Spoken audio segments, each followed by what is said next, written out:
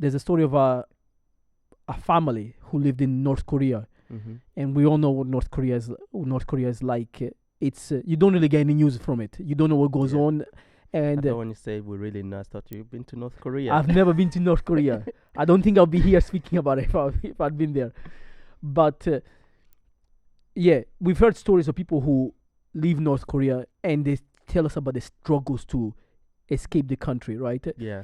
But in this opening book, there's a family, and the father of the family used to work with King Jong Il himself.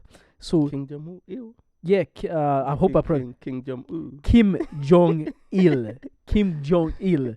Okay. Yeah. Sorry if I butchered that. I do apologize. But yeah, so he used to work for him, and used to be part of. I don't know exactly the nature of his work, Mm-hmm.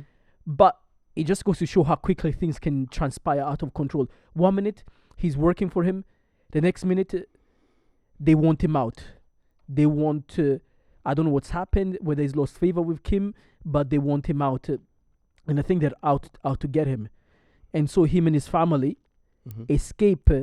managed to escape North Korea, Yeah. and then they get into China, and in China that's when they discover Christianity, and they become Christians. So it's kind of an unusual situation, right? Imagine the trouble that you find yourself in is what leads you to finding Jesus or finding God. Yeah. I think that's the most. I think most Christians may mm, resonate with that sort of finding God, because it's not when you're at your lowest you actually start thinking of those things like why am I suffering like this? Is there a God that can help me? That's when you actually go searching. I think God would prefer if we didn't have to go through that, but some of us are too stubborn and too prideful that we need a little bit of humbling, and within those humbling moments that God gives us, that's when we find God in whatever situation we're in. Yeah, I think when I was reading this, I was like, it's such an unusual position.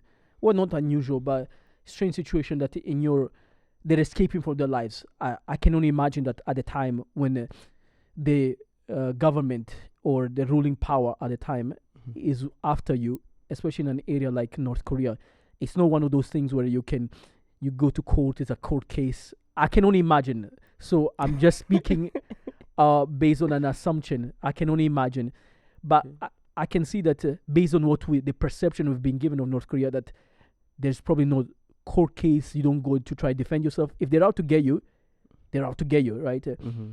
And in this fleeing from this country, that's when he discovers Christianity.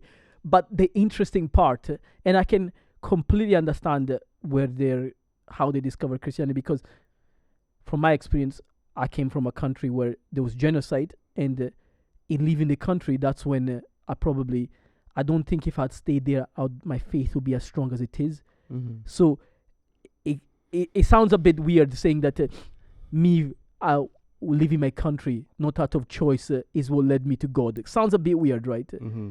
Or sounds a bit strange. But I think that if things hadn't worked out the way they did, maybe I wouldn't have discovered God, or my faith wouldn't be I having think as strong. that's probably the beauty of it, or because you can always look back and say, okay, imagine, okay, if I was still there, would I have the same faith? Would I have known God the same way? But essentially, that's not how life planned out. God has a different journey for everyone, and depending, what He has in store for you, He's gonna lead you down a certain path, and through that path, He will expose Himself to you. Mm. Yeah, no matter what it may be in one nature, you will find your faith strengthened if you look and search for Him. He will always be there. So I don't think it's strange that through leaving the country, going through that trauma and heartache, that you found God. I think it's through those moments that we actually truly understand the nature of God.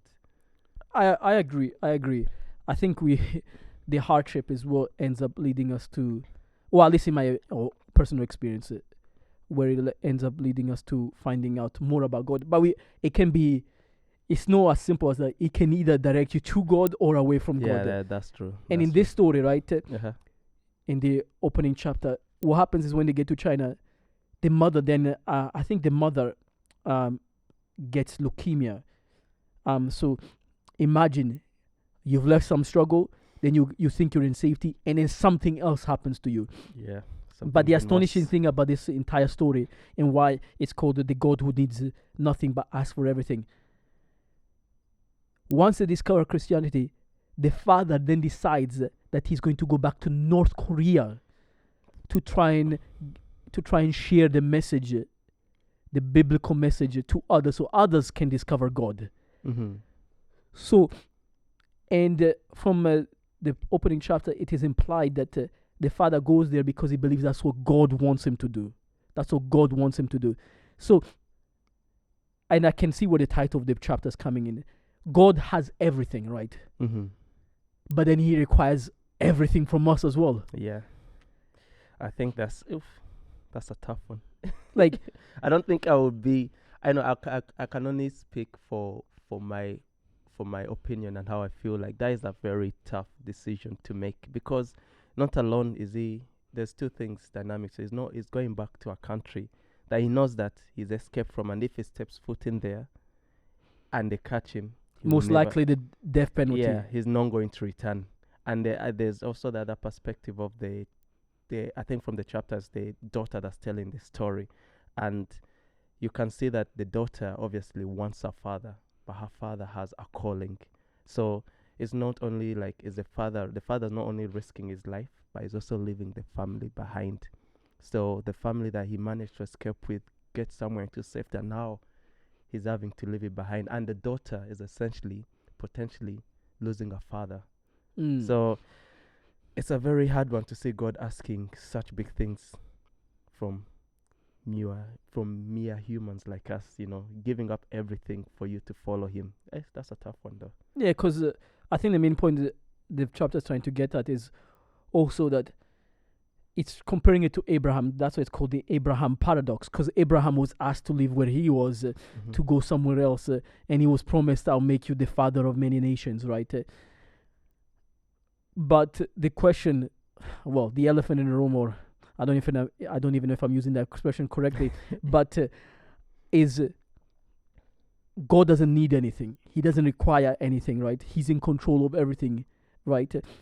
So why does he ask a lot of us? We are finite beings, where he's not finite like us, but he still asks us to do these, for lack of a term, ridiculous things, extraordinary things, and things that require a lot of courage. Leaving safety to go back to a country which you probably will not come back from. It'll be like some people who've with what's going on in the world right now, especially in the realms of the Middle East, right? Mm-hmm. Just a bit of background, actually, to give you some context, or at least to try to highlight the point. I met a person at work who left Gaza. So they left Gaza a while back. They came because they were into the creative arts. So they were given the opportunity to showcase their artistic talents. But they came here. But when they came here to show their stuff, COVID hit. So they weren't able to go through the exhibitions and show off their talents. So in the end, they found a job.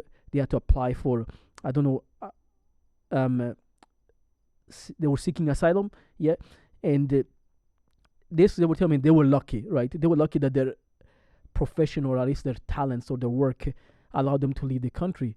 But they have family, and whilst I was speaking to him, he got a phone call from a relative who is over there.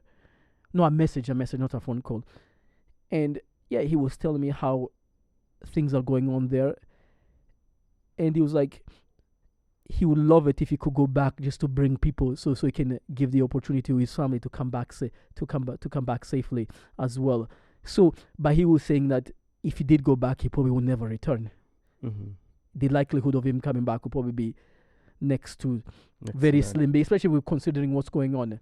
Yeah. So, whilst we're talking about this, it just reminded me. Imagine if God came to him and told him, "I need you to go back. I need you to go back, share what you've experienced here, and share it with others, and try and bring others. When God could easily just do it himself. God could easily.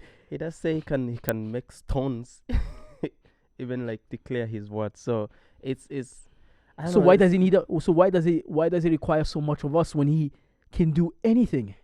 Yeah, no, that's true. Why does he? That's a good question. I think I've thought about it so many times because even when you look at just in our normal day-to-day lives, like we don't have much. Sometimes you feel inspired to donate something to someone, even though you have little as well. So you're essentially giving someone what you have, and for what, and with no. I think the hard part is you don't have any guarantee that things will be good or better once you've made this big step for God. Because let's say, I think most of us will be in the case like, let's say we're all to just, let's say put ourselves in your friend's shoes. Like, if God is calling us to go back to this country that's war torn to go deliver His message, in my head I was like, first thing that will come to my head: am I gonna be safe?